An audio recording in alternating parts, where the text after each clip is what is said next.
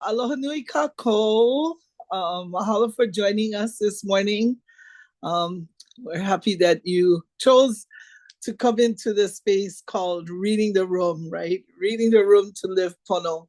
I'm Ekela, Kaniaupio-Crozier. I'm the Hawaiian Culture-Based Education Coordinator at Hello Okupiko Hana Yamalama at Kamehameha Schools Maui. That's like really long, yeah. In addition to my long name, you should hear my address. It's Kaulananapua Place. It's like I've been blessed to have all the longest of everything.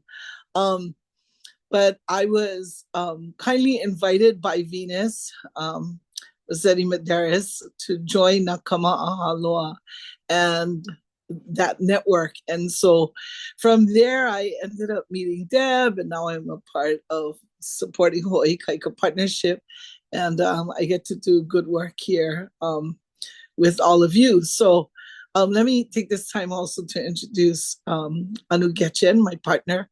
And Anu, I'll let you introduce yourself. Mahalo kumu.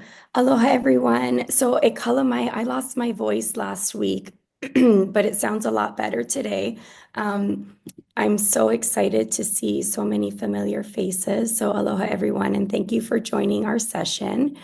For those of you that I don't know, my name is Anu Getgen, and I oversee our behavioral health department for Kamehameha Schools.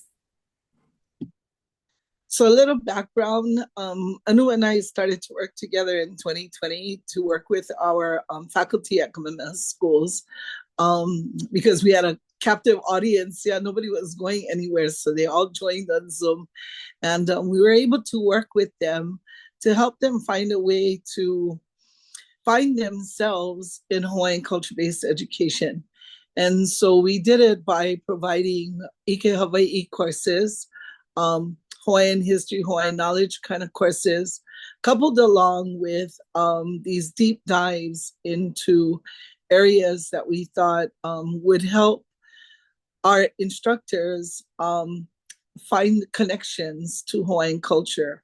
And many of them are Hawaiian and several aren't, but it was a course for everyone to be able to find that connection and align themselves to the work that we're called to do at Kamehameha as far as being culturally based. And having said that, we've been able to branch this work out to other entities. We saw Gail here. She gave us the opportunity to work with DOE. And presently, we're also working with EPIC. And so that's been really exciting. Our kuleana is not to tell you what to do. Our kuleana is to provide a space for you to begin to think about how your past experiences, how your life experiences align to Hawaiian culture. So this morning, our topic, Reading the Room to Live Pono, is part of a session that we do in our 6-week training. And so you're privy to some of the work that we do. So we can get started. We'll start with the word kupono. So you've probably heard pono. Maybe you've heard kupono too. But I'm gonna just take a chance that maybe you don't know about kupono. So you know that pono, this morning I shared with you all of the different meanings of pono, right? Rightness, moral qualities, well-being, excellence, prosperity, welfare, benefit, and Noelani did an awesome job at really picking out that one manao of true condition or nature.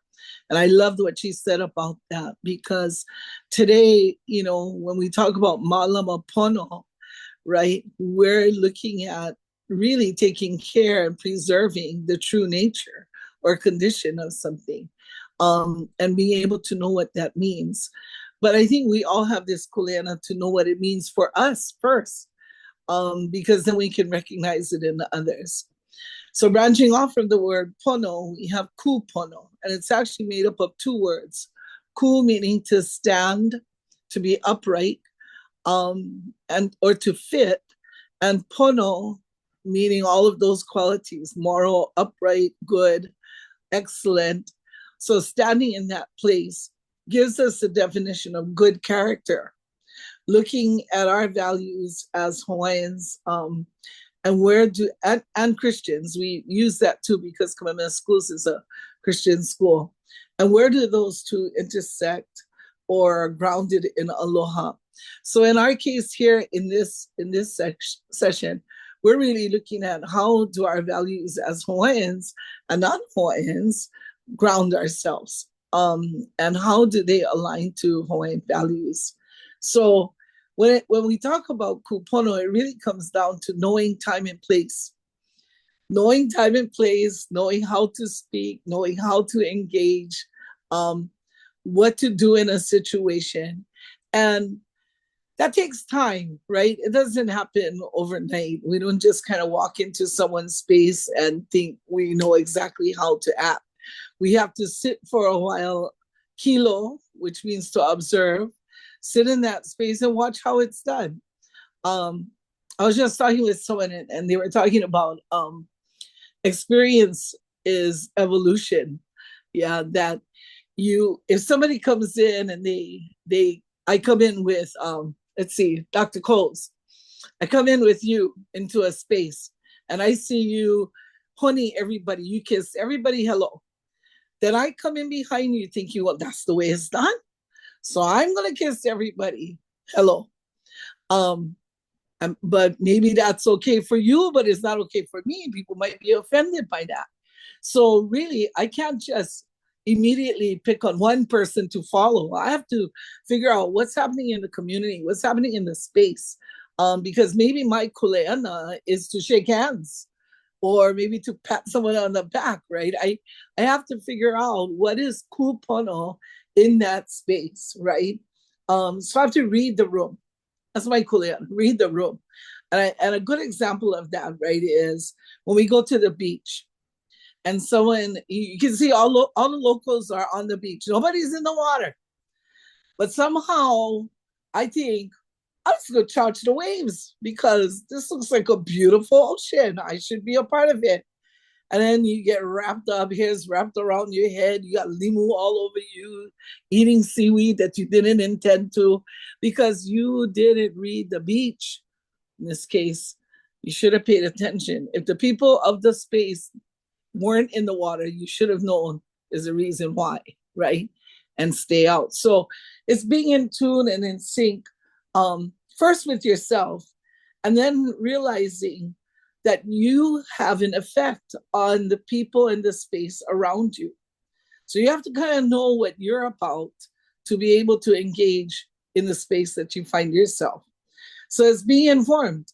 It's learning about what others think, how they think, to help you connect to how you need to enter into that space, how you're going to be kupono. So being pono, and I'm going to go now back to pono, which is being in balance, being in harmony. It's beyond ourselves, right? We have to be in sync with kanaka. And this is culturally, this is what makes us pono as Hawaiians and our kuleana, is to be in sync with not just ourselves, but with others, with other kanaka, with our aina. And our aina doesn't just include the land, it includes all the kupuna that come with that aina, the kupuna trees, the kupuna animals, the kupuna flora and fauna. Being in sync with all of that, and finally being in sync with Keakua, or the greater power. And then, and keeping that balance. So what does it mean to live pono? What structures have been in place in our own spaces? So I want us to just kind of have a moment to think about what were the structures as you were growing up that were in place that helped you to be pono in that space. For me, it would be a quick slap when you weren't pono. That really kept me pono. If my ohana thought, wait a minute, you are so out of sync in this space. You're not paying attention to what is expected of you. You just get called out and told. But when you look at our world today, somebody might not tell you.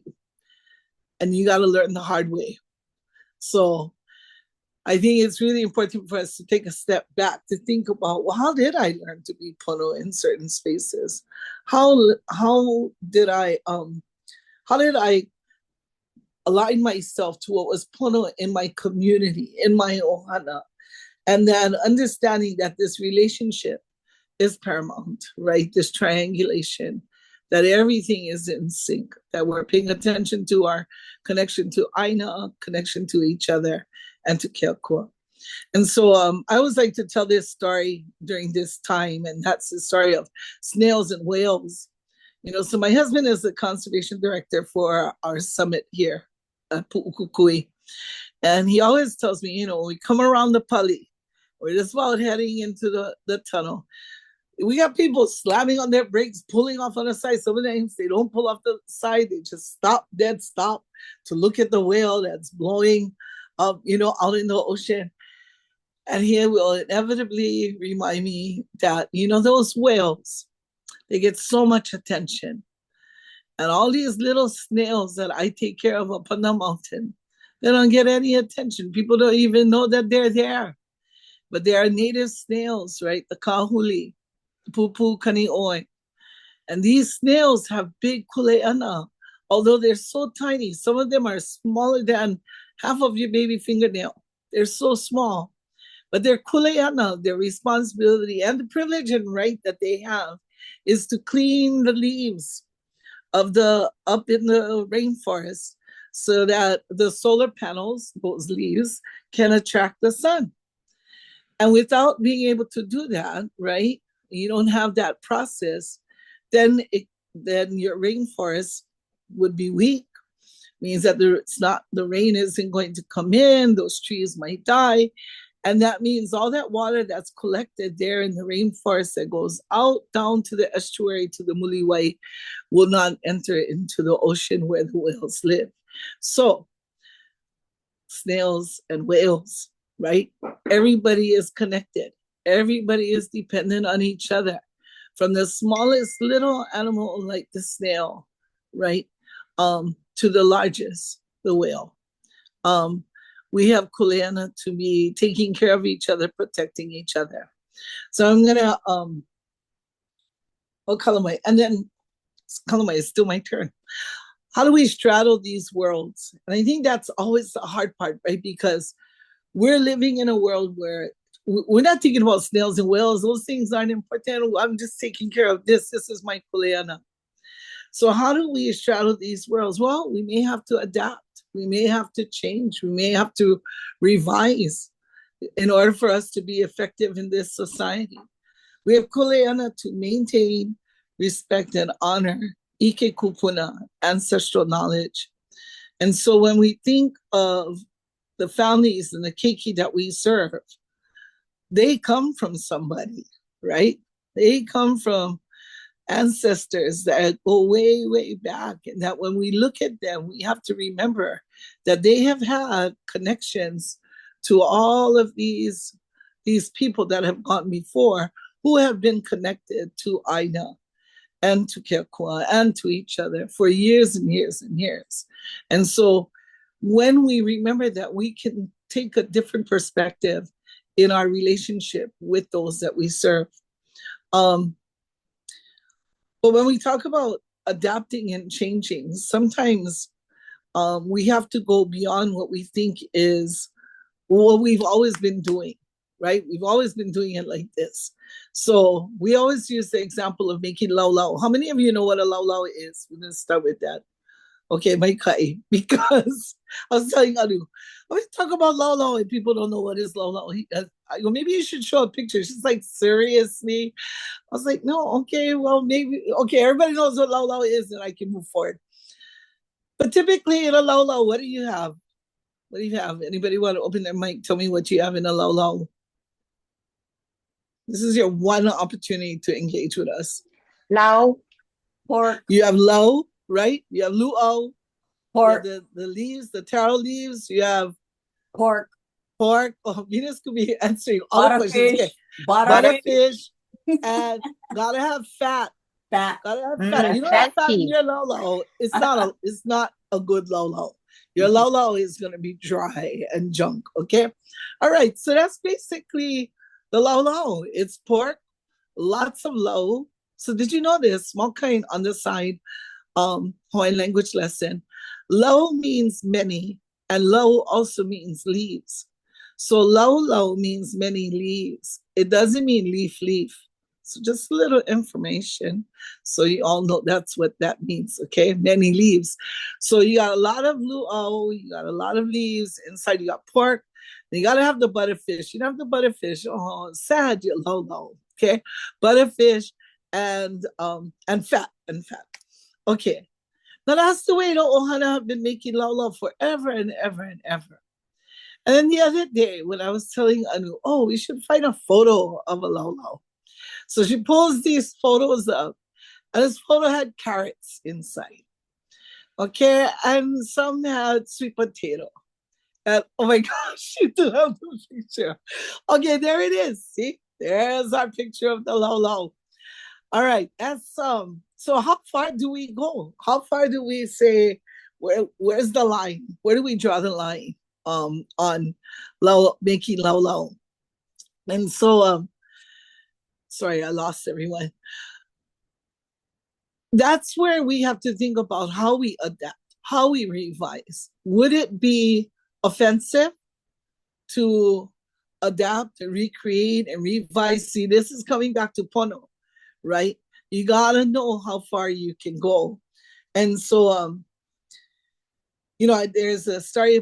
I just recently attended Council for Native Hawaiian Advancements convention this past week in Kona. Anybody else was there? Makes sense. All right, yeah, he was there and who was there. Okay, and so Auntie Tammy Smith, who is this awesome caterer of traditional Hawaiian foods and Pono, eating healthy Hawaiian foods. She shares this story. And she said, all this time we've grown up, most of us Hawaiians have grown up learning to strip the haha, strip the stems of the luau leaf. And then some families even break the tip off of the leaf before they use it. So she says, so I challenged my grandma who raised her. And she says, why do you do that? She goes, that's just how we do it. And so she says, okay. So she made one batch, cleaned the haha, ripped the tip off the luau, and she made one batch without doing any of that. Served it to her grandma. And her grandma says, oh, it tastes good. They taste the same. You cook this the same amount of time. Mm-hmm. Oh, well, okay.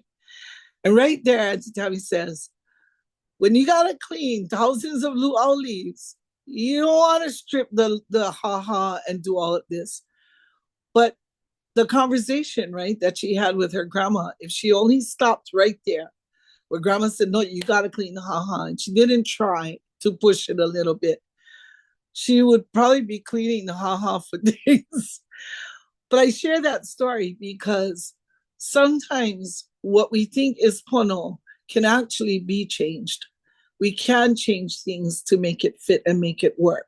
But we gotta know how to do it, right? We cannot just, I can't imagine feeding my grandparents lau with carrots.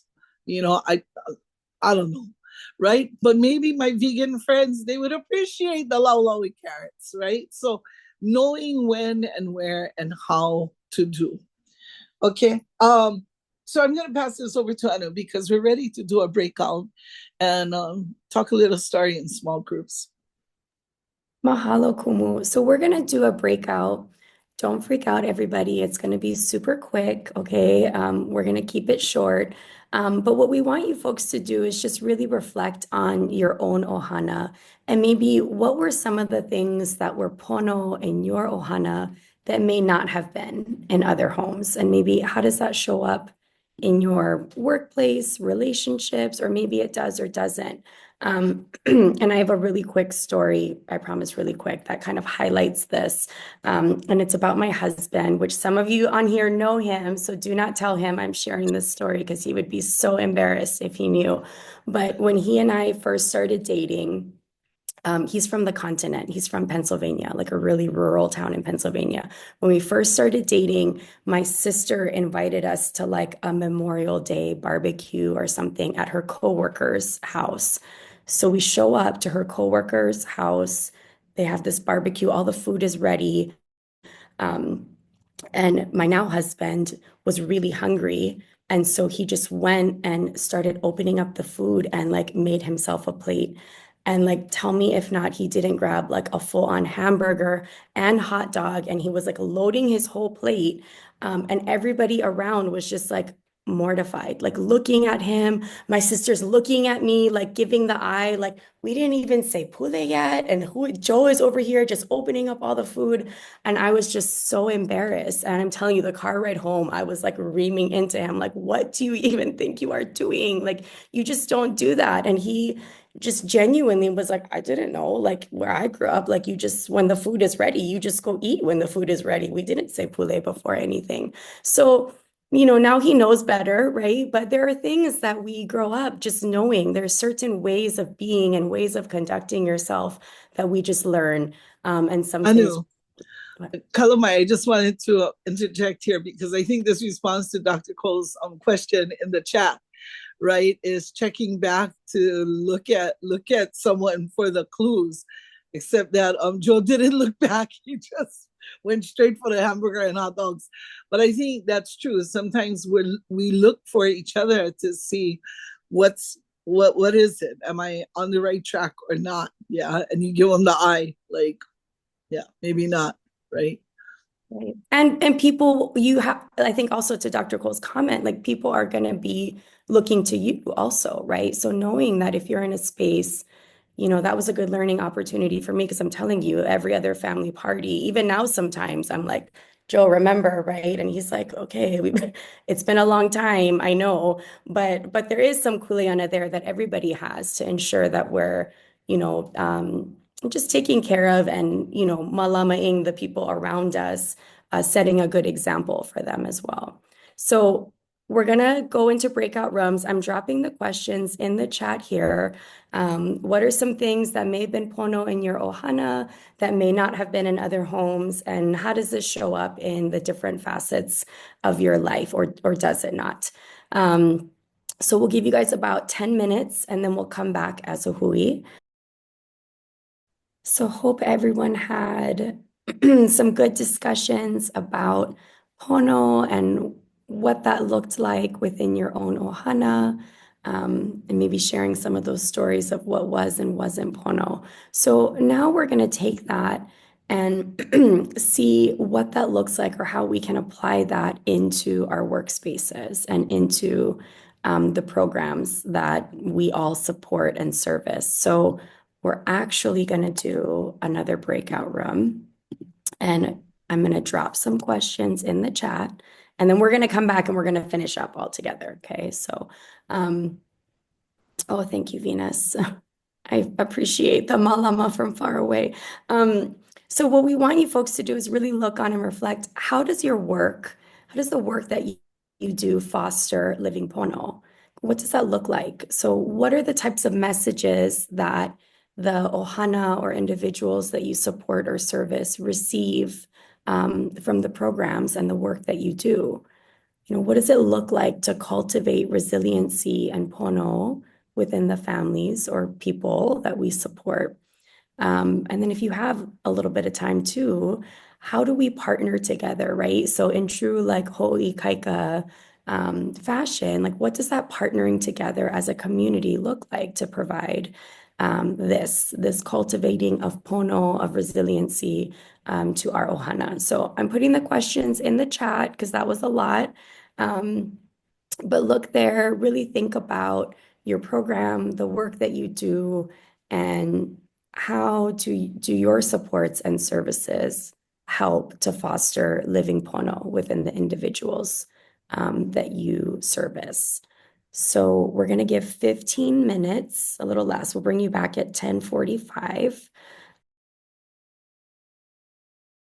Okay, aloha nani kako. We're all back.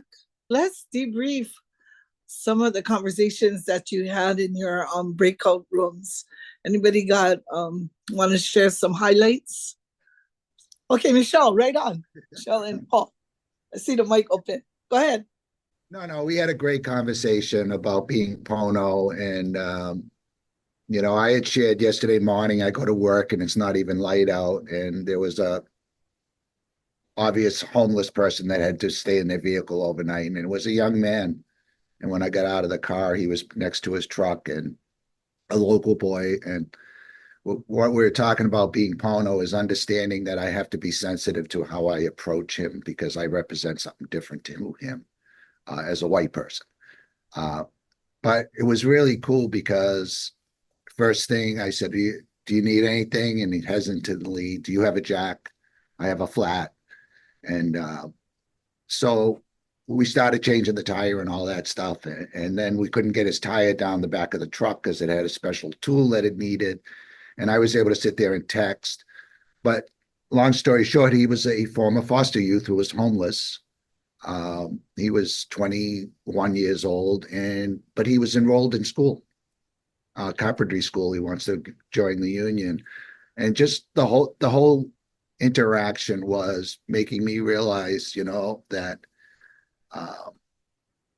he needed a lot of help. And one of the last questions in there was, partnering. I was able to get on the phone, get the tool for him.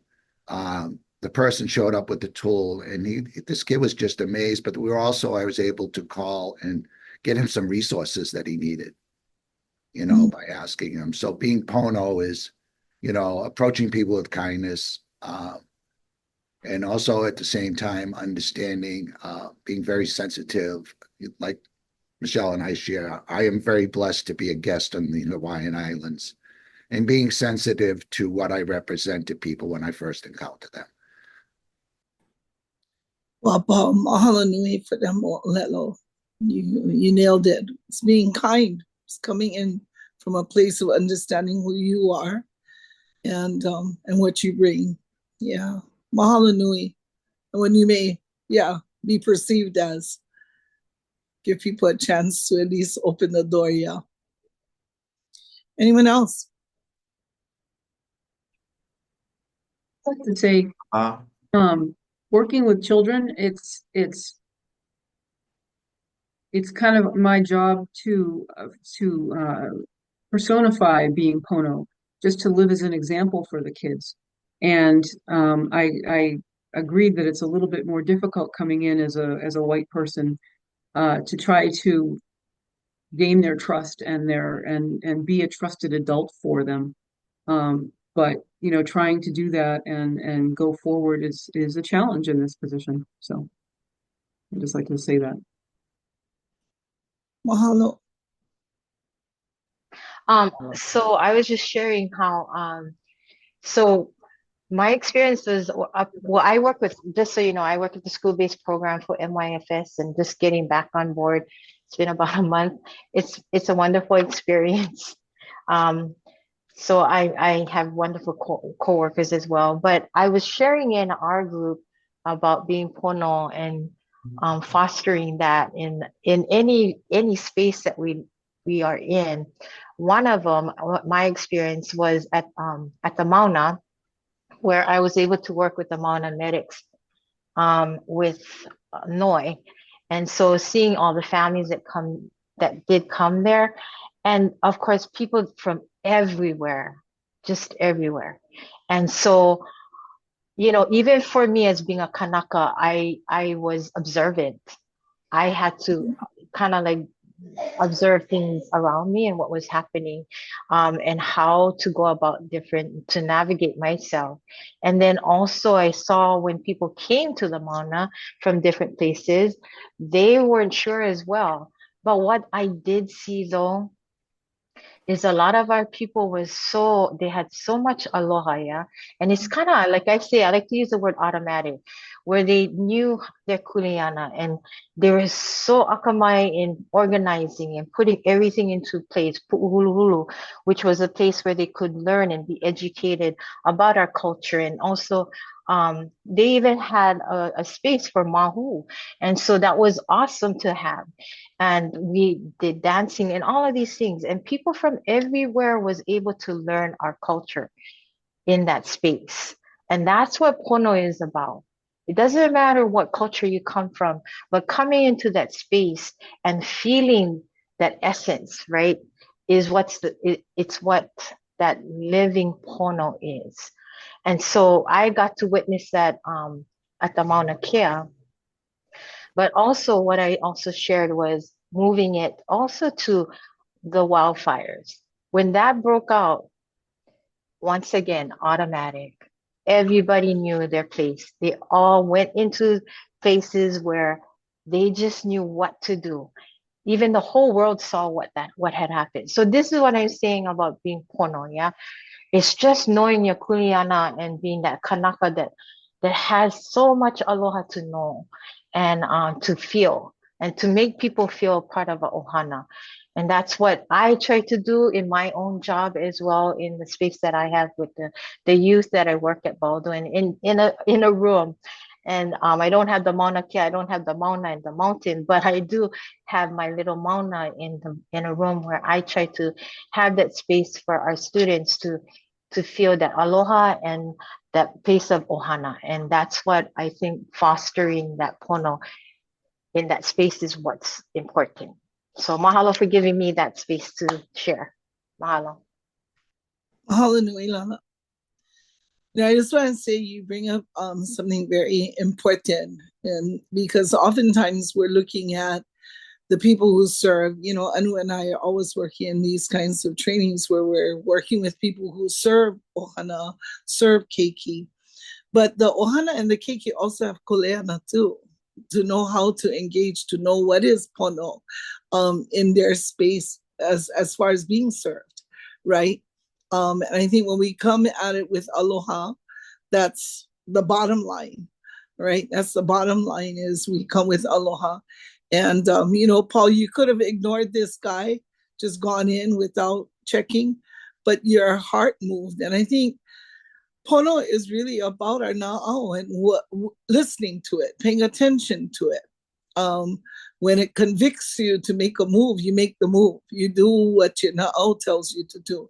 And I think it doesn't lie, you know, our na'au. So I'm going to give this time over to Anu to talk, Starry, a little bit about making that connection to the protective factors that have been brought up. Mahalo, Kumu.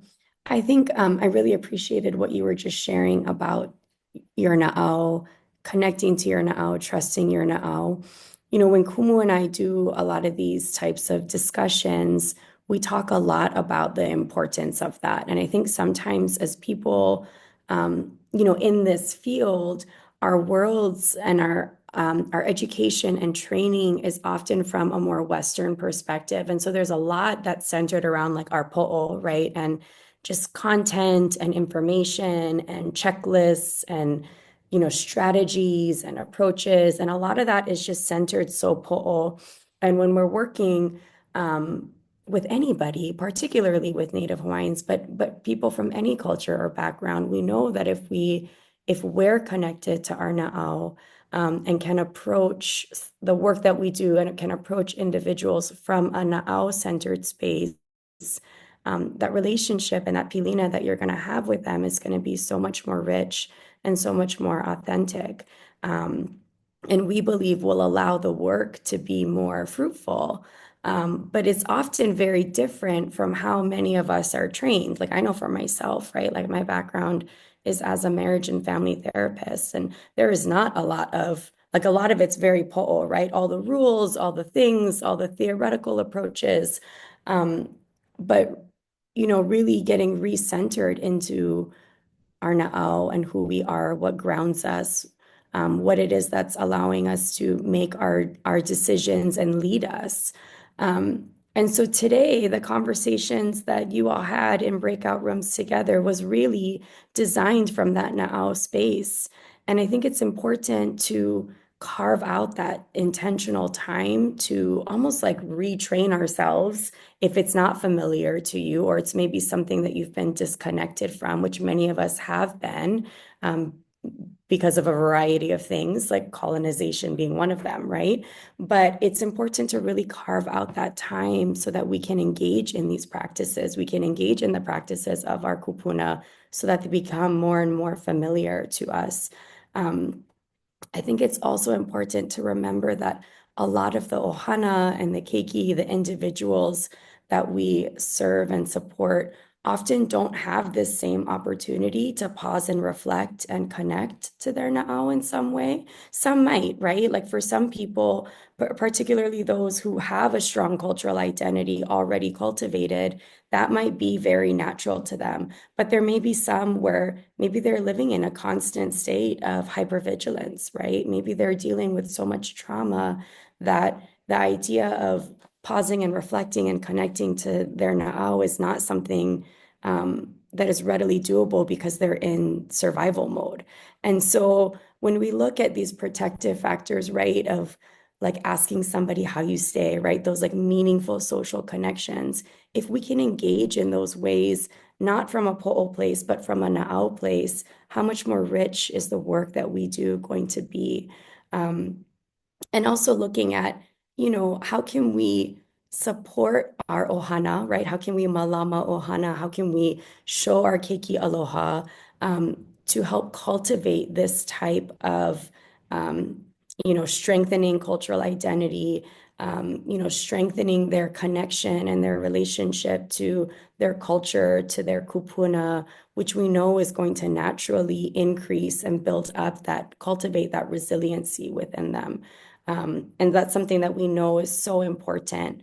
How can we strengthen our families? How can we help our parents, our makua, to cultivate resilience so that they can find that pono within themselves, right? So that they can support their keiki, their ohana in the best way possible. But oftentimes these families are coming to us because they need some support. They need some kokua in getting there, right?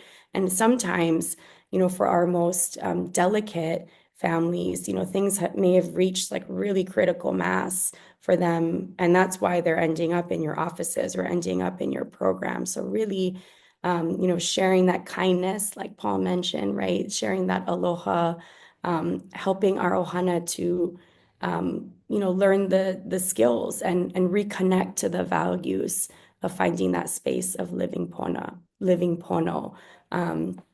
Whether that looks like, giving that concrete support in times of need, or modeling, or simply just engaging in a really kind way through our na'au so that they can, have those meaningful social connections. And so that can look different for everybody's role and everybody's program. Like only you all know what that can really look like and how you can integrate those things into your program. But the essence of it is really the same, right? It's that showing aloha, it's connecting to our na'au, knowing the stories and the values of our own kupuna so that we know how that looks and feels within ourselves so that we can then help to cultivate that within the families that we serve and support. So we have a couple minutes. I want to pause and see if anybody has any mana'o. I see Heather has a poem that she'd like to share. I have a poem that a Baldwin Sr. wrote. When I feel and hear my na'au, I will listen. My na'au will tell me what and who is Pono. I will honor my ʻike and my mana'o. I will listen to the lessons of my kupuna, which will help guide my na'au. When things are not Pono, I will listen more deeply to my na'au. To share my aloha with others, I will show aloha to myself. I will listen to the aina with my na'au. I will honor the me, the we, the us. I am connected to my na'au. When I am connected to my na'au, I feel the aina. I hear my kupuna. I can honor my ohana. I can give true aloha, and I know who and what is Pono. That's by a Baldwin Senior class of 2024, and it was also written with a Lahaina student last year. So Well, our PO are speaking. Yes. Wow. Whoever that Wow. was nailed it. I Nailed know. it. Well, it was two seniors, one from Lahaina, Luna, and one from Baldwin that wrote it together last year. What a gift. Yeah. What a I can gift. get that to you guys. It's been a gift that they gave us, and we're just like speechless when they gave us this gift.